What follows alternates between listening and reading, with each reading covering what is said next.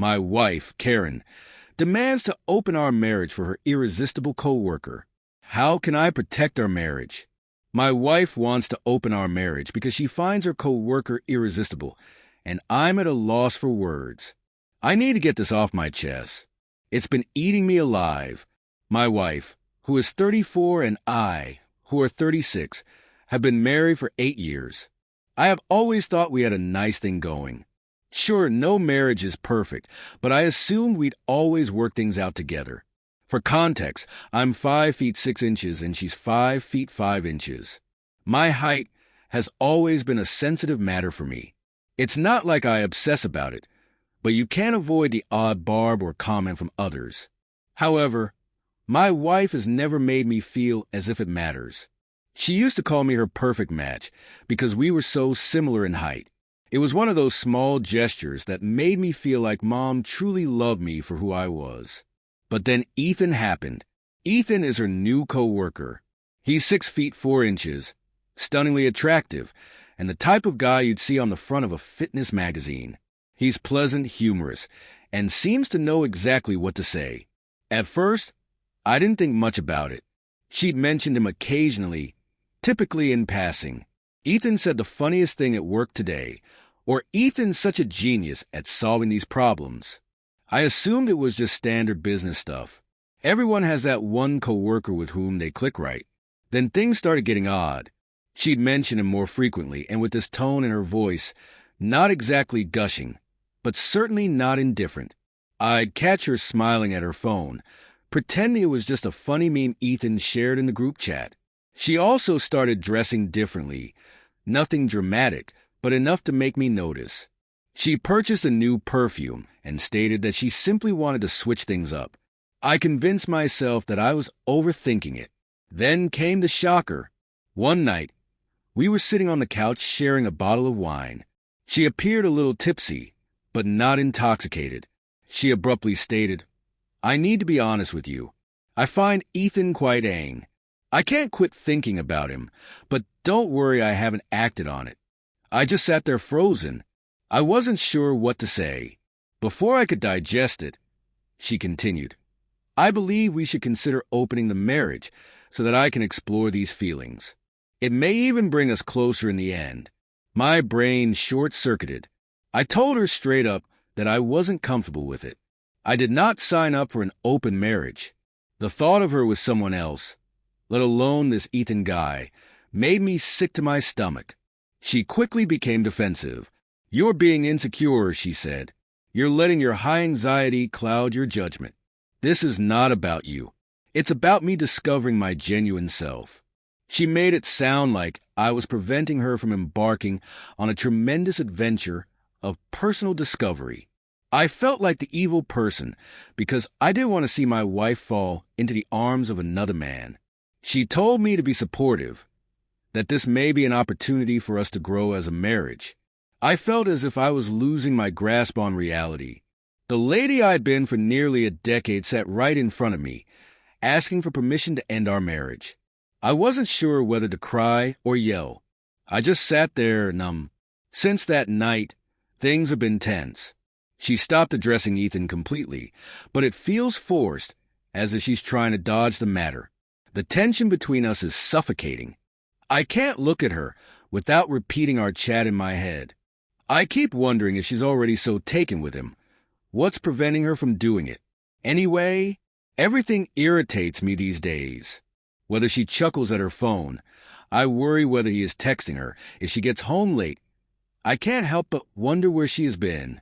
I detest feeling this way. It's as if a giant, invisible wall has formed between us, and I have no idea how to knock it down. Part of me wonders if I am being unreasonable. Maybe this is just modern relationships, and I am too old-fashioned to understand it. But the other, louder part of me feels deceived. How can I compete with a guy like Ethan? The fact that she even wants this makes me feel like I'm no longer good enough for her, as if I've already lost and I hadn't realized I was fighting.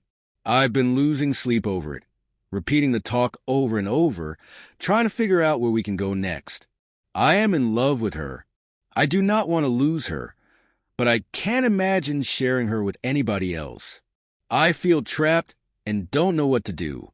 I was told by someone, "You already lost her," not because you did something wrong, but because she lacks the maturity to stay away from trouble. That rang true. When you find yourself attracted to someone while in a relationship, the best thing to do is remain away and let those feelings pass, rather than allowing them to develop into something uncontrolled. She is not mature enough to do it, so I'll tell her exactly what I've realized. She can remain away or do whatever she wants. After the divorce is completed, we all have to make decisions. She doesn't get to have everything. That is terribly selfish. And she used gaslighting to force you to satisfy her immature desires. Now to the next story 2. I was blamed for infertility by my ex-husband and in-laws, despite normal results. So I left. Now my ex has lost everything due to his lives. I-32F was married to my ex-husband, Jake 34M, for 5 years. Initially, we had a good relationship. When we first met, Jake was charming, amusing, and easy to chat to. I genuinely believed I had met someone who would always have my back. But everything changed once we married. Jake's parents, particularly his mother, began pressuring us to have children almost immediately following the wedding. At first, the comments were lighthearted, such as, "When will we have a grandchild?" However, it quickly became the only topic they wanted to discuss. For reference, Jake is an only child whose parents were extremely controlling. His mother was the type of person who had a plan for everything: how Jake should live, who he should marry, and what his life should be like. While we were dating, I had no idea how much power his family wielded. However, following the wedding, it became evident that Jake had a strong desire to gain their approval for all he did. He was especially eager for his mother's approval, which produced a lot of stress between us. Around 2 years into our marriage, Jake's parents' push to have children became overwhelming. We had tried, but nothing was happening. So I went to the doctor to make sure everything was fine on my end. All of my tests came back normal, which was a relief for me. Naturally, I suggested Jake get tested as well, just to rule out any problems on his end. That's when things started to unravel. Jake refused to be tested. He acted as if I had insulted him by even mentioning it. He asserted that he wasn't the problem and refused to talk about it anymore. I was frustrated by his reaction, since all I wanted to do was figure out what was going on so we could move forward. However, Jake was locked in a haughty mindset, as if admitting a potential problem on his side was impossible or shameful. As Jake continued to decline testing, I began to feel bad about myself, even though the physicians had told me that nothing was wrong with me. His actions made me feel as if I was somehow to blame. Meanwhile, Jake's parents persisted with their intrusive questions and comments every time we visited them. The subject of their prospective grandchildren dominated the conversation. It got to the point where I dreaded going to family gatherings because I knew they'd just talk about having grandchildren. No matter how many times I attempted to explain that these things take time or that we were working on them, his mother gave me a condescending look, as if she was disappointed in me. Then they began making direct statements to me about how they hoped I was not the problem. At one family gathering where a slew of Jake's distant relatives were present, Jake's mother bluntly informed me that she hoped I wasn't damaged in a very loud voice, with a phony, worried expression on her face. I felt humiliated. Jake said nothing. He just sat there awkwardly laughing it off, as if it was no big thing. That stung more than anything. I believed he should have defended me, but instead he allowed his parents to humiliate me. When I tried to talk to him about it, he dismissed it, saying it was simply his mother's sense of humor. A few months later, we had another family meal, and Jake's my other chose to make another harsh remark. This time she did not hold back. She went into hysterics, wailing about how old she was getting and how I was wrecking her dreams of having grandchildren. She then started screaming in my face, calling me a broken woman and a disgrace to womanhood. Everyone stayed silent. I was horrified. I did everything I could to keep myself from saying something rude. I knew she enjoyed humiliating me in front of her family, but this was beyond uncalled for. I looked around to see if anyone had anything to say, but everyone just kept looking down at their plates. The only answer was Jake's father, nodding in agreement with his wife. Jake, like the rest of his family, simply gazed at his plate, pretending nothing was going on. That was it. That was my breaking point. I couldn't believe that despite everything I'd gone through while trying to figure out why we couldn't conceive, Jake refused to defend me. Seeing him sit there passively, without even looking at me, let me realize where our marriage stood. That night, when we arrived home, I packed my bags and informed Jake that I was going. He hardly reacts. He didn't seem to care that I was done. He was so accustomed to his parents being the focus that he had no idea he had lost me. That only made me angry. How difficult is it to stand up for someone you claim to love? I left that day and have never looked back. Leaving was not an easy decision, but it was the best one I've ever made. After I left, I moved in with a buddy for a few months while I planned my future moves. I filed for divorce, and the process went fairly smoothly. Jake did not fight it, and we ended things peacefully. After the divorce was finalized, I focused on reconstructing my life. I returned to my profession, surrounded myself with helpful friends, and finally met someone new, my now husband, Sam 35 million. Sam has been an absolute breath of fresh air in many ways. He is diametrically opposed to Jake. He listens, communicates, and most importantly, always looks out for me. We ended up dating for only a year because I became pregnant and we rushed to Maria. Let me tell you, I've had a much better time with Sam in this short period than I did with Jake. Sam and I were ecstatic about my pregnancy. It meant so much more to me after everything I'd been through with Jake and his family. Now, let's look at what transpired recently. One day, while out shopping with Sam, I ran across Jake's parents in the mall. To recap, it's been 2 years since I last saw them. I was visibly pregnant at the time, and their reaction was priceless. They were stunned, to say the least. They tried to be courteous by making small chat, but I could see they were shocked to see me pregnant. I'll admit that seeing their reactions made me feel vindicated. They spent years torturing and discouraging me for being unable to conceive, yet look where I am now. I hastily said goodbye and nearly forgot I had met them. Sam and I were very busy preparing for the baby, and I had no desire to linger on the past. But then, approximately a week after the mall incident, Jake began texting and calling me. Initially, I ignored them. I assumed his parents had informed him of my pregnant and new marriage, and Jake was just being nosy, but he did not stop. I eventually opened one of his texts. He was infuriated when his parents discovered I was pregnant. They challenged him about our marriage and why we had never had children. Jake apparently never corrected his parents when they assumed I was the reason we couldn't have children. In fact, he encouraged people to believe I was the problem. When they saw I was pregnant, they understood he had been lying to them all along. According to what I've heard, his parents were outraged when they discovered the truth. They accused him of squandering years of their lives by convincing them that they would never have grandkids because of me, when in truth, Jake was most likely the one with fertility troubles. To make matters worse for Jake, his parents had always intended to leave him a sizable inheritance. However, after finding his lies, they cut him off totally. Of course, Jake blamed me for everything. He said that if I had not flaunted my pregnancy in front of his parents, none of this would have occurred. He accused me of ruining his life because he had lost everything, even the inheritance he had hoped for. I couldn't believe he was blaming this on me. I simply moved on with my life, and it was not my fault that his lies came back to haunt him. I have not answered Jake's mails, and I do not intend to. I'm content with where I am today, and I have no desire to become engaged in his family turmoil. In my opinion, Jake dug his own hole.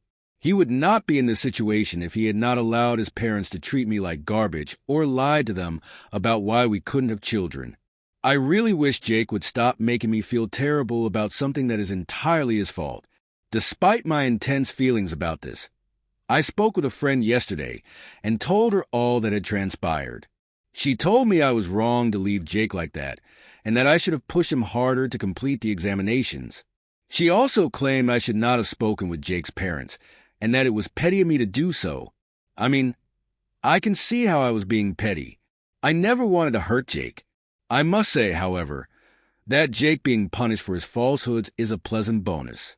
Anyway, my husband told me that anything my buddy claimed was false, but I can't help but wonder if there was some truth to what she said. So am I an asshole AITA for leaving my ex-husband after his family labeled me broken? And am I wrong not to feel sorry about him losing his inheritance? Update 1, Escalation and Desperation. Okay, so things have grown much more complicated, and I really need to vent. After I posted my original story, I assumed that was the end of it, but oh boy, was I mistaken. Jake has been blowing up my phone nonstop. I blocked his number, but he then began texting me on social media. I also blocked him there, but he kept creating new accounts just to reach out. He even began phoning from several numbers. I did not respond to any of it, but the text grew increasingly frantic and angry over time. At first, he was simply blaming me for damaging his connection with his parents, but now he's gone over the deep end, claiming I owe him since I took away his future. He insists that if I had stayed with him, none of this would have occurred. It's really exhausting. Individuals in the comments on my initial post agreed with my buddy and questioned why I didn't push harder to persuade Jake to take fertility tests. So let me be clear, I tried. I truly tried, but every time I offered it, Jake would shut me down entirely. He acted as if I had betrayed him simply by bringing it up. He refused to speak to me for days after I inquired about the tests. I tried everything I could to be patient, but there's only so much you can do when someone is so stubborn. I eventually realized I couldn't force him to do something he didn't want to do, so I had to let it go for my own sanity.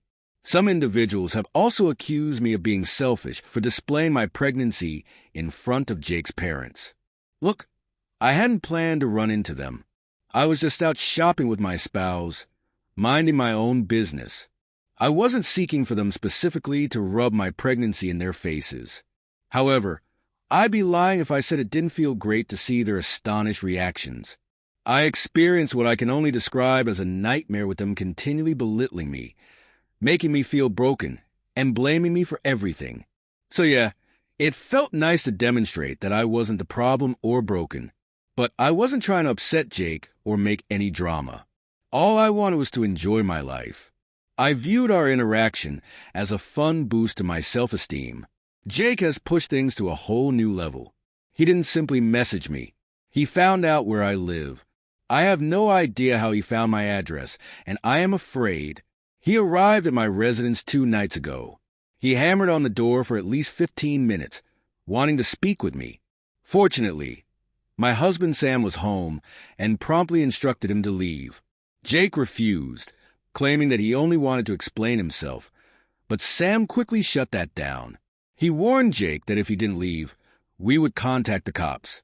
Jake eventually backed down, but not before shrieking that I had wrecked everything for him. It was quite terrifying. I can't help but fear that if I let things continue unchecked, he'll do something even more insane. Many people ask me how I discovered Jake had lost his fortune. Fortunately, I didn't learn all of the specifics straight from him. From what I've gathered from his angry messages, it appears that his parents feel completely betrayed. They were enraged when they found that the reason they never had grandchildren wasn't because of me, but rather Jake himself. They believe he lied to them for years, convincing them that I was the problem because their whole attention was on having grandkids. They thought Jake no longer deserved the inheritance they had intended to leave him. According to my understanding, they have now completely cut him off, both emotionally and financially. Jake is heartbroken by this, which I suppose is why he's pursuing me so aggressively. I do not feel bad about him losing the inheritance. I mean, what was I meant to do, stay in a terrible marriage so his parents don't find out the truth? That is not on me. Jake made his own decisions. He could have told his parents the truth at any time, but instead he allowed them to mistreat me and never defended me. So no, I don't feel sorry for what happened to him. If anything, it seems like karma is finally coming up with him. However, I have to admit that I am a little nervous. Jake's behavior is becoming increasingly unpredictable. My spouse and I are already discussing taking extra precautions in case Jake turns up again.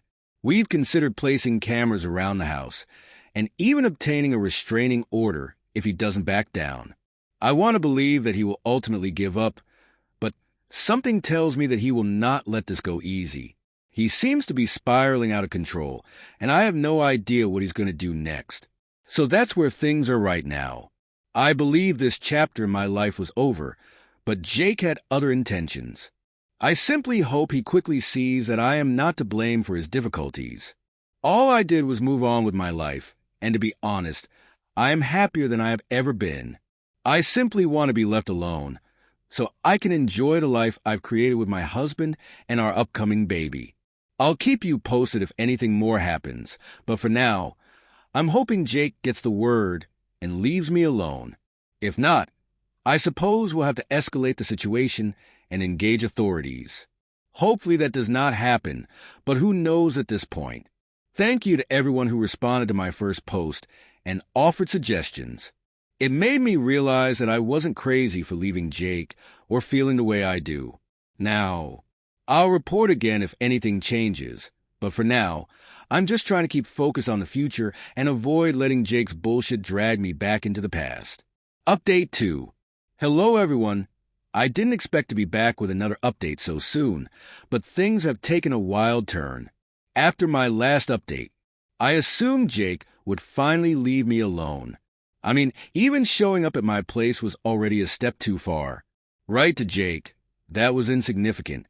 Instead, he's devised a new strategy, which is just as crazy as it sounds. After Sam, my husband, and I made it obvious that we did not want Jake anywhere near us, he began bombarding me with messages again. Instead of being upset and blaming me for everything, Jake's demeanor improved dramatically. Suddenly, he begged me for assistance. He began emailing me things like, "I need you to talk to my parents," and "you owe me." This transitioned from being like a complete lunatic to requesting favors. At this point, I was perplexed, but also intrigued by what he planned to accomplish. Jake is now certain that if I speak with his parents and explain everything, they will give him his fortune back. He wants me to go to them, tell them it was a misunderstanding, and somehow persuade them that he is still deserving of the riches they were planning to leave him. At first, I assumed it was a joke. There's no way he believes I'd do that right, but he's completely serious. He acts as if I can simply wave a magic wand and make everything better for him. He even said that if I hadn't bumped into them, they would never have found out and he'd be set for life. I couldn't believe the crap coming out of his mouth. I couldn't believe he didn't realize he had caused all of this by lying to them and treating me like garbage for years. His lack of self-awareness was both strange and frightening. It takes a lot of ego to entirely disavow responsibility for your own acts. Right anyway, I did not react to any of his erratic texts, and he became increasingly desperate. In a matter of days, his communications progressed from begging to threatening. He said things such as, "If you don't help me, I'll make sure everyone knows you're a liar and you'll regret this." This is ridiculous. He's clearly on a downward spiral, and he's now attempting to intimidate me into doing anything he wants. Unfortunately for him, I'm no longer terrified of him. I've dealt with enough of his bullshit to know he's just talking, so I'm not getting embroiled in his family drama again. I tried to dodge him by banning all of his new phone numbers and accounts, but I have a nagging sense he will not stop. He's already come to my place once, so what's keeping him from trying again? My husband and I have discussed getting a restraining order, but we are still deciding on the best course of action. I don't want things to become worse, but I also can't continue living like this. I can't keep worrying if Jake would show up out of nowhere with new demands or threats. If he shows up again, and I refuse to do what he asks, will he harm me? He's clearly spinning and not in the best of moods, so I can't say for certain that he wouldn't to make matters work. I discovered that Jake's parents had been communicating with some mutual friends. Apparently, they now blame me for their family's disintegration. They believe I influenced Jake into concealing the truth, and that I am the reason they are cutting him off. I'm not sure where to start with that. Everyone in Jake's life seemed to be in utter denial about who he truly is, and I find myself caught in the center of their distorted reality. Anyway, I've been doing my best to ignore Jake's attempts to contact me, but I'm not sure how much longer I can avoid the problem. I just want to concentrate on my pregnancy and my life with Sam, but Jake is making it impossible to do so. He's not just trying to get back into his parents' good graces. He's also attempting to drag me down with him, and I won't allow that to happen. I haven't decided what to do yet, but I'm thinking about contacting his parents myself, not to aid Jake, but to set the record right once and for all. If they choose to blame me for their son's falsehoods, that is their choice, but I will not sit back and let them spread rumors about me. At the same time, I'm concerned that any interaction with them will only make matters worse. It seems like a lose-lose situation, so that's where things stand right now. Jake has gone from angry and blaming me to begging and threatening, and I'm not sure what his next move will be. I just hope he realizes I'm not going to aid him and backs off before things spiral out of control. I'll keep you all posted if anything else happens, but for now, I'm just figuring out my next steps. Thank you for your continued support. I never anticipated this problem to escalate so quickly, but it helps to know that I'm not alone in coping with it. I'll update again if Jake does anything else, which, let's be honest, he most likely will update. 3. Hello everyone, I have some bad and good news. The terrible news is this will be my final update. I know many of you have been quite invested in my story, and I am grateful that so many of you have been checking in on me on a daily basis to see that my baby and I are safe. As for the good news, I'm finally free of Jake. After Jake's latest round of begging and threatening, I was beginning to worry Sam. My husband and I had been talking about moving for a long time, and with everything going on, we decided it was the right moment to go out of town and start over somewhere far away. We located a new apartment in a completely different state, packed up our belongings, and departed without telling anyone where we were going. I was just finished with the drama. Besides, I'm pregnant and needed to focus on myself and the kid. But immediately before we departed, something happened that I can't believe. Remember when Jake's parents blamed me for everything? It appears that they chose to approach Jake personally. I learned about this from one of Jake's cousins, who later became a close friend. Clearly, the confrontation was explosive. Jake originally attempted to blame me for everything and persuade his parents to continue their hatred for me in order to reclaim his money. But Jake's parents were adamant about finding out why he wanted the inheritance so severely. They believed they had helped prepare him for life. They found him a terrific job, bought him a house, paid off his mortgage, and advised him on how to invest in good assets to provide him with financial security. They eventually learned the truth from Jake. Jake had been lying to them about his finances for years. He informed them that he was saving money, working hard, and preparing to take over the family business. In truth, he was spending all of their money on frivolous activities, such as online gambling and holidays with his cronies. He never told them about it and maintained the pretense of being a responsible son to preserve his place in their estate. When his parents learned this, they were furious.